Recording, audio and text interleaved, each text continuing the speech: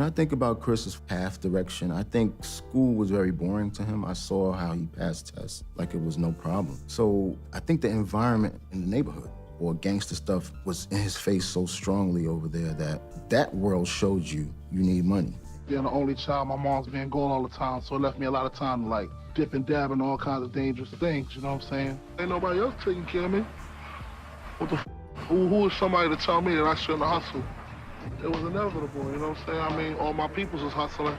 Eventually, I was gonna be a part of it, you know what I'm saying? I think once he saw a glimpse of that and saw what he could do and seeing how all the hustlers before us was out there making money, feeding their families, having all the fly clothes, and something attracted him to that the way he wanted that. And he went out there and really pursued it and became one of the big-time hustlers from our age bracket out there.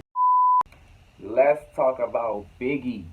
Now check it, I got more Mac than Craig and in the bed. Believe me, sweetie, I got enough to feed the needy. No need to be greedy, I got mad friends with Benzes. See notes by the layers, true fucking players. Jump in the Rover and come over, tell your friends jump in the GS3. I got the chronic. First on my list today is Voletta Wallace. Death, believe it or not, Little Kim and I were close. But I guess she doesn't. I'm a woman who speak my mind. And sometimes you say things, the truth hurts, and you take it the wrong way. And I did not like the way she was palavering over national television and radio about Biggie, the love of her life, her heart, her nose, her mouth, her butt, every part of her. Mm-hmm. You know, Christopher is not here to defend himself. And you know, I was offended. I let her know. And she didn't like it, and I don't give a hoot. Which is Biggie's mother, for those who don't know, but I'm sure most of y'all know. Voletta Wallace is a prime example of mothers who aren't aware of the things that their children have to do to make it. Because the way that they may think that it should go, the child may not. And what they may think may work for them, the parent may not, as most parents don't, you know. But ultimately, Biggie really kept his mother out of the loop, you know, and she did certain things towards him, and said certain things, and you know, but Biggie always respected his mother in the end, okay? Now, you're probably wondering why Voletta Wallace is up here. I brought Voletta Wallace up here. She's going to be VIP, by the way. So, but before I get there, I brought Voletta Wallace up here because what I did not know was that her and Little Kim had a feud. She, as you saw in that clip, her and Little Kim had a feud. Now, of course, I went to go do my research on what the feud was and what happened. And I found what she said in the interview amongst a few other names being thrown. And I'll throw a little teeny tiny snippet of that right here.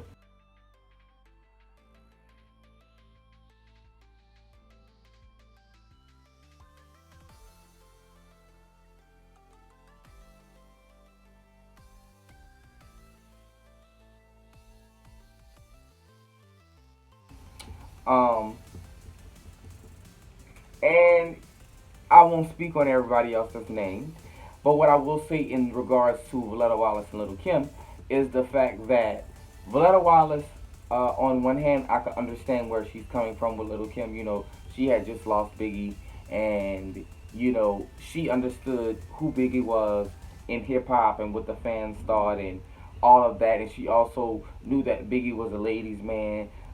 She talks about how one of the stories that she tells is how Biggie took her to his one of his first concerts in Brooklyn, and she went and she saw how the girls were salivating over Biggie and all of that, and she just kept thinking in her head, "This is my son," and she hated the music. She let that be known too. She's not a fan of hip hop, so she hated what she was hearing coming from Biggie. So, but when she left out of the club, Biggie had some champagne and a flower arrangement waiting on her in a limousine, and he thanked her for coming to the show. And on the opposite end of that, Little Kim was Biggie's girlfriend when Biggie died. Okay, Biggie and Little Kim were in a relationship for 3 years, right? Now, let me go ahead and bring up Faith Evans, right?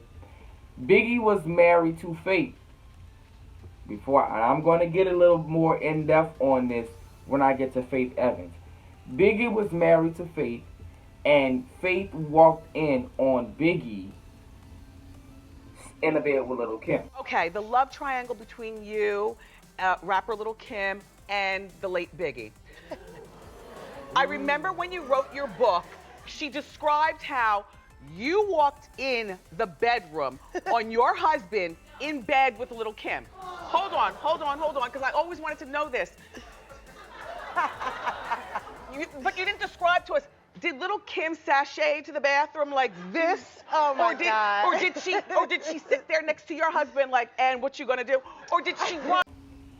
And I feel like at that moment, that's the moment where the feud between Voletta Wallace and Little Kim started.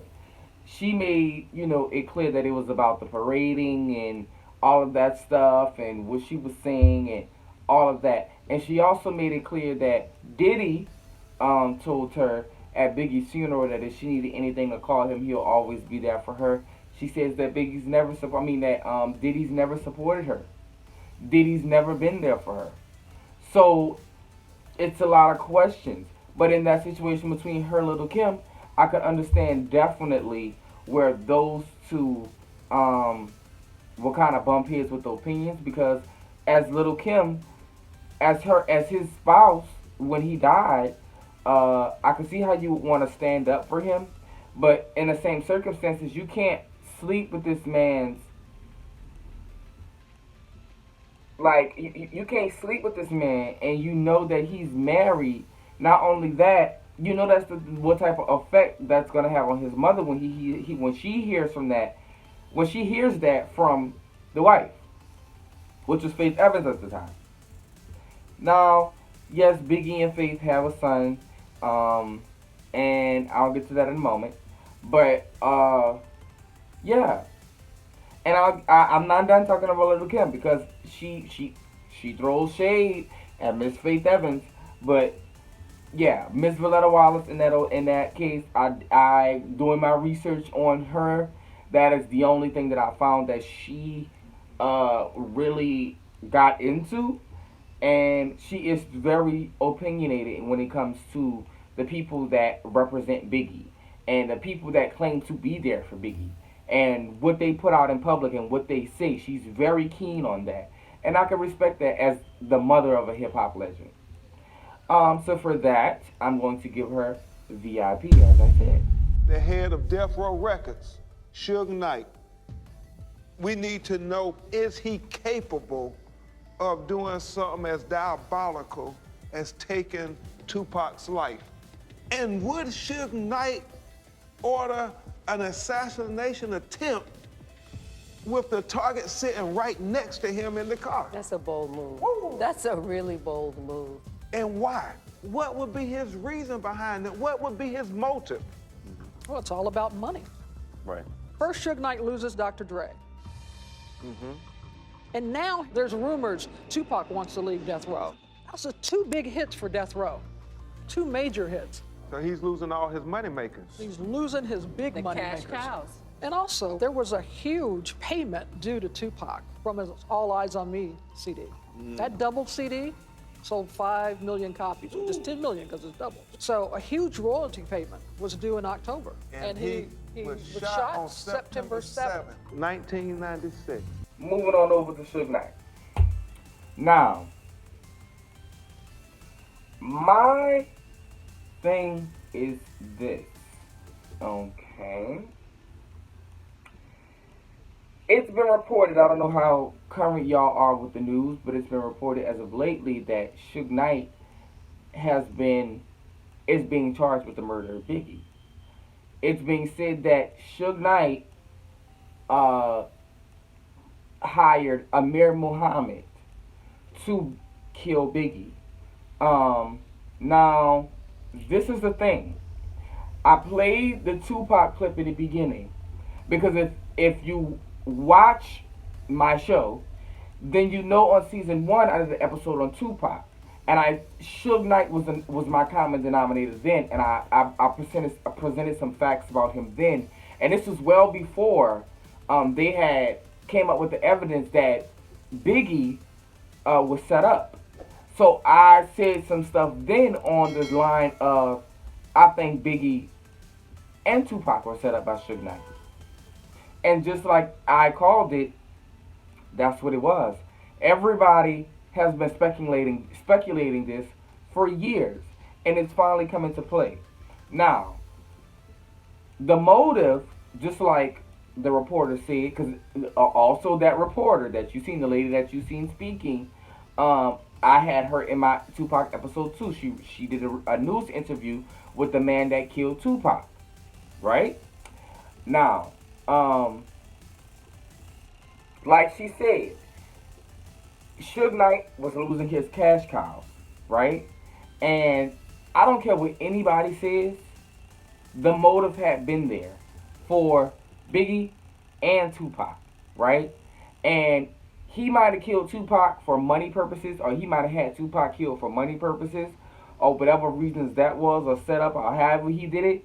But for Biggie, it was because he ultimately knew, in my opinion, and this is what I'm saying, in my opinion, I feel as though he knew that was going to come back to bite him in the ass. And he had already created the rift between the East Coast and the West Coast. Just like I said in my Tupac episode, Suge Knight was known for playing both sides of the field. And also in that clip, if you go watch that whole episode where I got that clip from, you would see that they talked about the whole Suge Knight being shot in the head and cut on his head with a piece of glass from the windshield. All of that is like confirmation that I really be like putting some shit together in my head. But beyond that, I really feel as though that, yeah, he pushed the beef up between the East Coast and West Coast. And it's a lot of people like Tupac, not only Tupac, Snoop Dogg. It's a lot of people that he's come in connection with from both sides that you're dealing with two notorious gangs and you're really playing both sides of the fence. And it got to the point where he created a beef and wanted to control that beef. There are stories about how he used to invite people from both gangs to his offices and hold their faces over a tank of piranhas and say, oh, well, if you say this or you do this, I'm going to let them eat you alive, or I'm going to let them eat your face alive, or whatever. Like, stuff like that is just like, huh? Like, I found so much in regards to this. Like, a lot of people are just now getting hipped to the fact that this was in the media. Like, this was said. This was like news that this man was being charged with this. And I don't really feel like it got the moment that it really needed to get. But see, that's why I'm here talking right now, because I'm definitely going to talk about it. But of course, he's denied, because at the end of the day, Suge Knight should definitely know better. And I don't understand how a lot of hood dudes, now I can understand the hood dude mentality, you in the gang, all of that, that's all of that, whatever floats your boat, floats it. But to walk around feeling like every man walking needs to be intimidated by you, everybody can get their ass beat and everybody can get sat down. You see what I'm saying? Whether it's on the street, whether it's by the police, whether it's wherever, everybody can get sat the fuck down.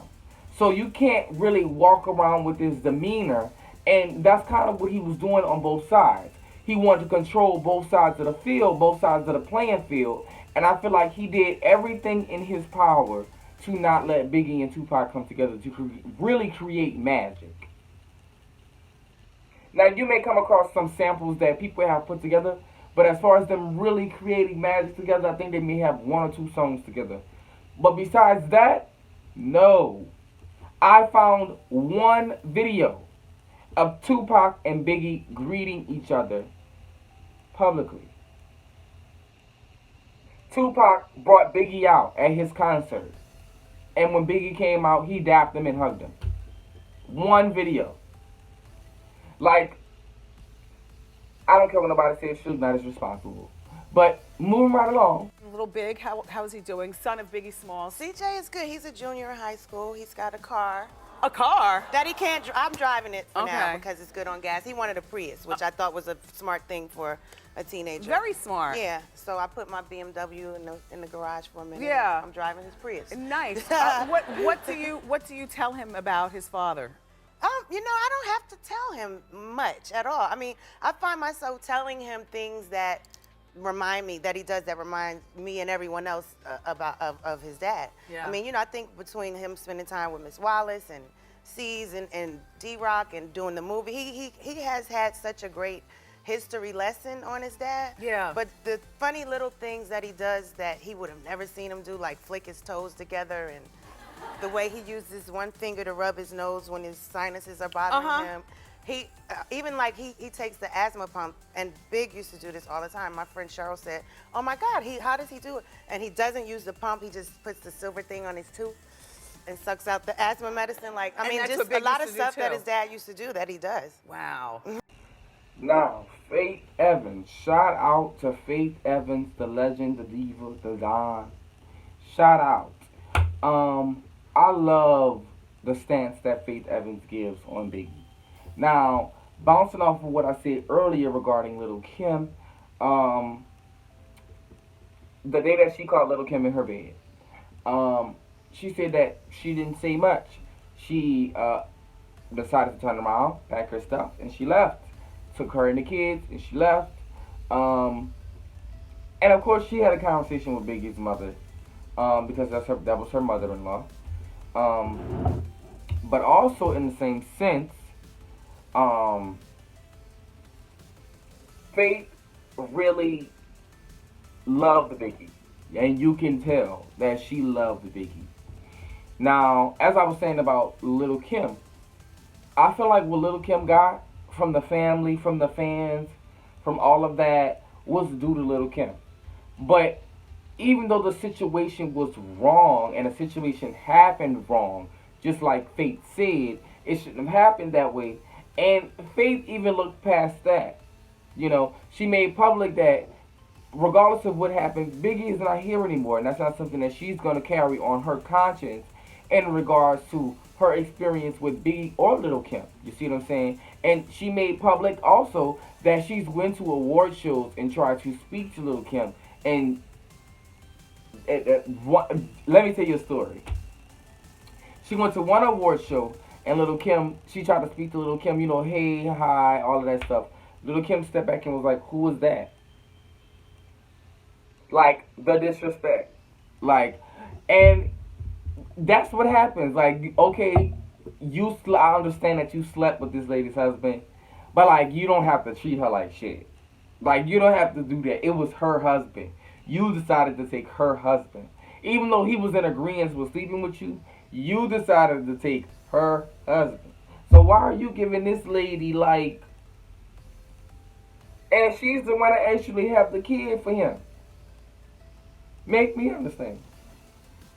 But anyways, beyond that, you know, everything that she does for Biggie's, and she really goes around and promote, like, any Biggie project that they have.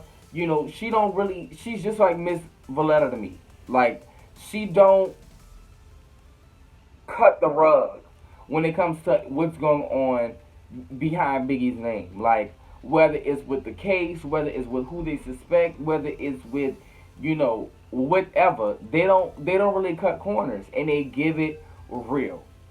I love the fact that Biggie and Faith got married. They have a real love story, but shit happens, life happens, and things happen.